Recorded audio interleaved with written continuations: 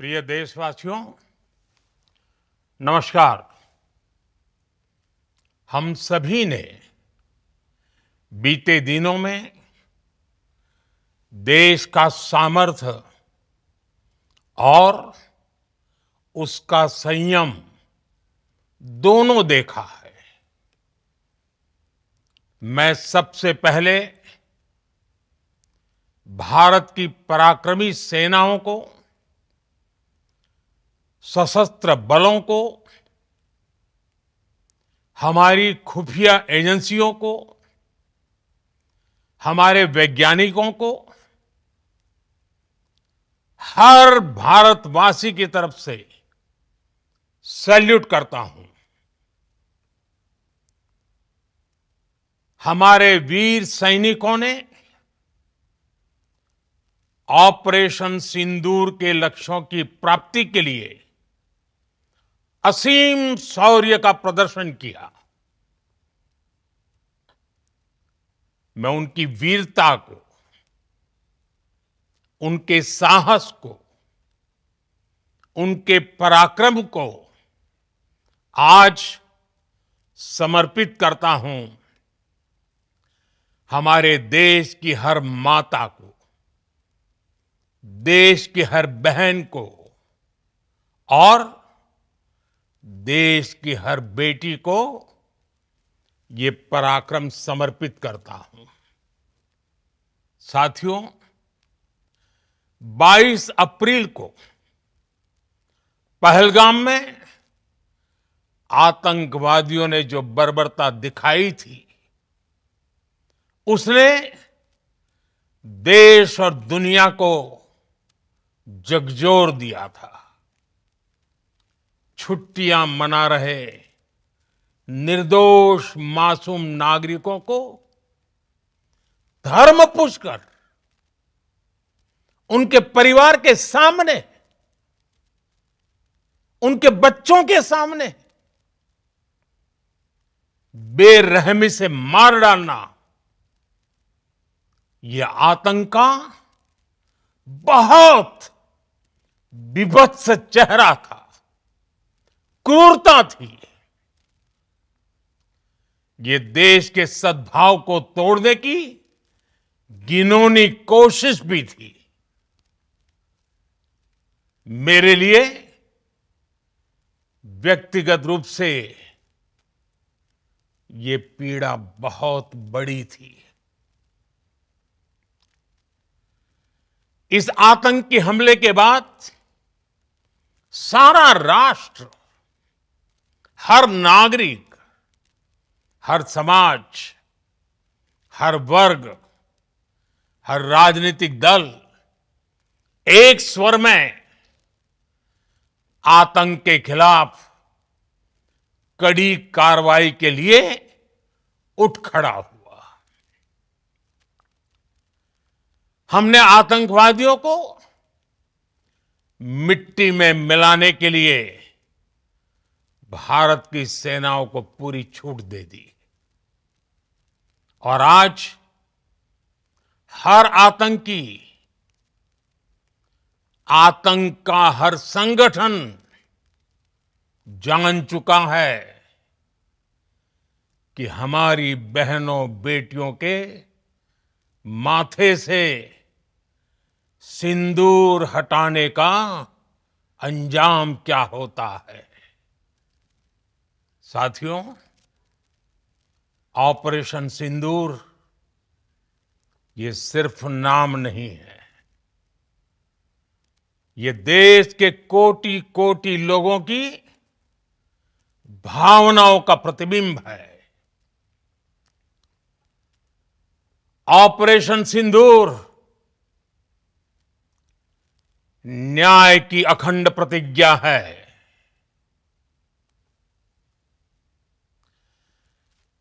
6 मई की देर रात, 7 मई की सुबह पूरी दुनिया ने इस प्रतिज्ञा को परिणाम में बदलते देखा है। भारत की सेनाओं ने पाकिस्तान में आतंक के ठिकानों पर, उनके ट्रेनिंग सेंटर्स पर सटीक प्रहार किया। आतंकियों ने सपने में भी नहीं सोचा था कि भारत इतना बड़ा फैसला ले सकता है। लेकिन जब देश एकजुट होता है, नेशन फर्स्ट की भावना से भरा होता है, राष्ट्र सर्वोपरि होता है, तो फौलादी फैसले लिए जाते हैं, परिणाम लाकर दिखाए जाते हैं। जब पाकिस्तान में आतंक के अड्डों पर भारत की मिसाइलों ने हमला बोला, भारत के ड्रोन्स ने हमला बोला, तो आतंकी संगठनों की इमारतें नहीं, बल्कि उनका हौसला भी थर्रा गया। बहावलपुर और मुरिद के जैसे आतंकी ठिकाने एक प्रकार से ग्लोबल टेररिज्म की यूनिवर्सिटीज रही है। दुनिया में कहीं पर भी जो बड़े आतंकी हमले हुए हैं, चाहे 9/11 हो, चाहे लंदन ट्यूब बॉम्बिंग हो, या भारत में दशकों से जो बड़े बड़े आतंकी हमले हुए हैं, उन सब के तार कहीं ना कहीं आतंक के इन्हीं ठिकानों से जुड़ते रहे हैं। आतंकियों ने हमारी बहनों का सिंदूर उजाड़ा था, इसलिए भारत ने आतंक के ये हेडक्वार्टर्स उजाड़ दिए। भारत के इन हमलों में 100 से अधिक खूंखार आतंकवादियों को मौत के घाट उतारा गया है। आतंक के बहुत सारे आका बीते 2.5-3 दशकों से खुलेआम पाकिस्तान में घूम रहे थे, जो भारत के खिलाफ साजिशें करते थे। उन्हें भारत ने एक झटके में खत्म कर दिया। साथियों, भारत की इस कार्रवाई से पाकिस्तान घोर निराशा में गिर गया था, हताशा में गिर गया था, बौखला गया था। और इसी बौखलाहट में उसने एक और दुस्साहस किया। आतंक पर भारत की कार्रवाई का साथ देने के बजाय पाकिस्तान ने भारत पर ही हमला करना शुरू कर दिया। पाकिस्तान ने हमारे स्कूलों, कॉलेजों को, गुरुद्वारों को, मंदिरों को, सामान्य नागरिकों के घरों को निशाना बनाया। पाकिस्तान ने हमारे सैन्य ठिकानों को निशाना बनाया।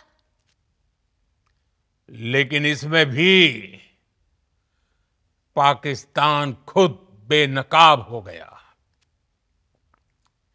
दुनिया ने देखा कि कैसे पाकिस्तान के ड्रोन्स, पाकिस्तान की मिसाइलें भारत के सामने तिनके की तरह बिखर गई। भारत के सशक्त एयर डिफेंस सिस्टम ने उन्हें आसमान में ही नष्ट कर दिया। पाकिस्तान की तैयारी सीमा पर वार की थी, लेकिन भारत ने पाकिस्तान के सीने पर वार कर दिया। भारत के ड्रोन्स, भारत की मिसाइलों ने सटीकता के साथ हमला किया। पाकिस्तानी वायुसेना के उन एयरबेस को नुकसान पहुंचाया, जिस पर पाकिस्तान को बहुत घमंड था। भारत ने पहले 3 दिनों में ही पाकिस्तान को इतना तबाह कर दिया जिसका उसे अंदाजा भी नहीं था। इसलिए भारत की आक्रामक कार्रवाई के बाद पाकिस्तान बचने के रास्ते खोजने लगा। पाकिस्तान दुनिया भर में तनाव कम करने के लिए गुहार लगा रहा था और बुरी तरह पीटने के बाद इसी मजबूरी में 10 मई की दोपहर को पाकिस्तानी सेना ने हमारे डीजीएमओ को संपर्क किया।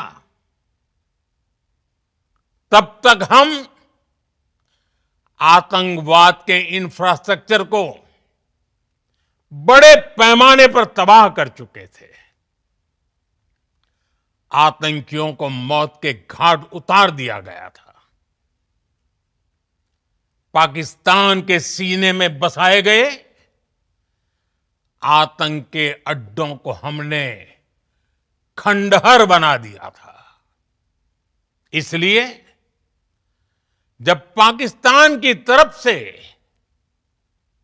गुहार लगाई गई, पाकिस्तान की तरफ से जब ये कहा गया कि उसकी ओर से आगे कोई आतंकी गतिविधि और सैन्य दुस्साहस नहीं दिखाया जाएगा, तो भारत ने भी उस पर विचार किया।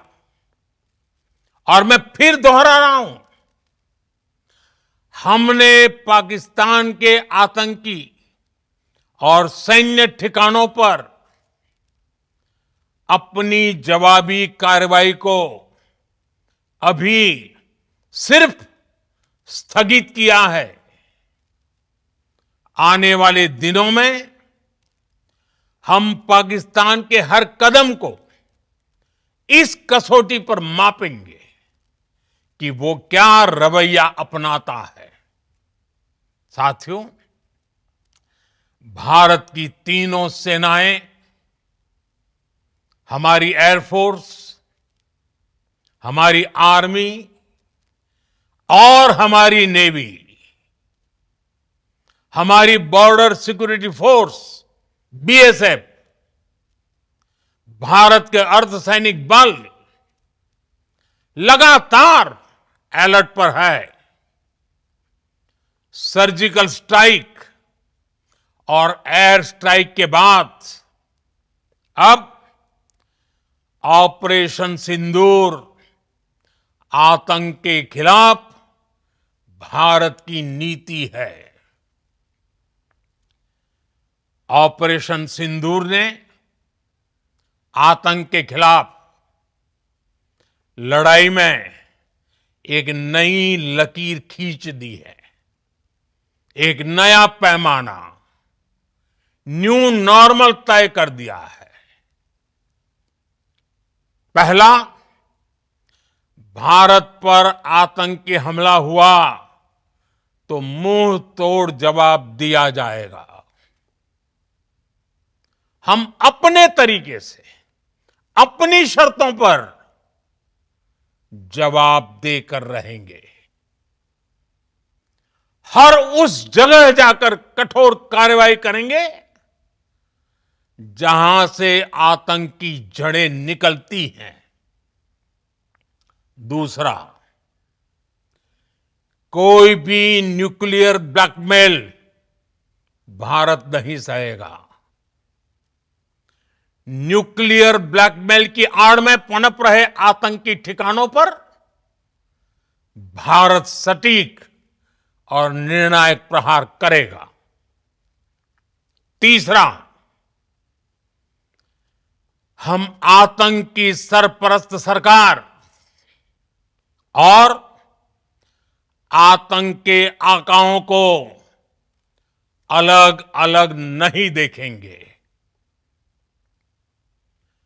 ऑपरेशन सिंदूर के दौरान दुनिया ने पाकिस्तान का वो घिनौना सच फिर देखा है, जब मारे गए आतंकियों को विदाई देने पाकिस्तानी सेना के बड़े बड़े अफसर उमड़ पड़े। स्टेट स्पॉन्सर्ड टेररिज्म का यह बहुत बड़ा सबूत है। हम भारत और अपने नागरिकों को किसी भी खतरे से बचाने के लिए लगातार निर्णायक कदम उठाते रहेंगे। साथियों, युद्ध के मैदान पर हमने हर बार पाकिस्तान को धूल चटाई है और इस बार ऑपरेशन सिंदूर ने नया आयाम जोड़ा है। हमने रेगिस्तानों और पहाड़ों में अपनी क्षमता का शानदार प्रदर्शन किया और साथ ही न्यू एज वॉरफेयर में भी अपनी श्रेष्ठता सिद्ध की। इस ऑपरेशन के दौरान हमारे मेड इन इंडिया हथियारों की प्रामाणिकता सिद्ध हुई। आज दुनिया देख रही है 21वीं सदी के वॉरफेयर में made in India defence equipments, इसका समय आ चुका है। साथियों, हर प्रकार के आतंकवाद के खिलाफ हम सभी का एकजुट रहना, हमारी एकता हमारी सबसे बड़ी शक्ति है।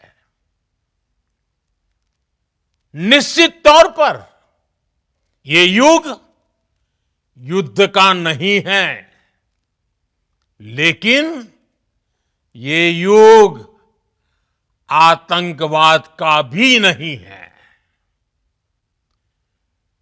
टेररिज्म के खिलाफ जीरो टॉलरेंस,